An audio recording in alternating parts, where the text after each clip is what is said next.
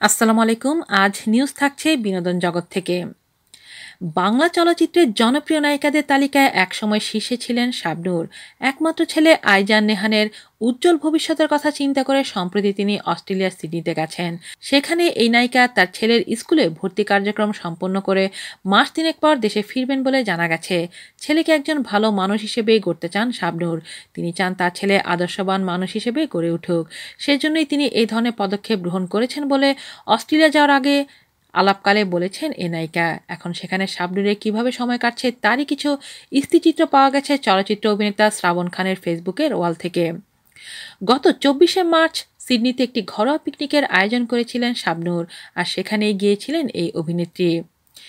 Australia প্রবাসী অনিক মাহমুদকে ২০১১ সালে বিয়ে করেন শাবনূর। বিয়ের ২ বছরের মাথায় স্বামীর সঙ্গে অস্ট্রেলিয়ায় বসবাস শুরু করেন তিনি। ২০১৩ সালের ২৯শে ডিসেম্বর তাদের ছেলের জন্ম হয়। শাবনূর সর্বশেষ মোস্তাফিজুর রহমান মানিকের এত প্রেম এত মায়া নামে একটি চলচ্চিত্রে চুক্তিবদ্ধ হয়েছেন, যদিও এখনও ছবিটির শুটিং শেষ হয়নি। আজ এ পর্যন্তই। ভালো থাকবেন সবাই। আল্লাহ হাফেজ।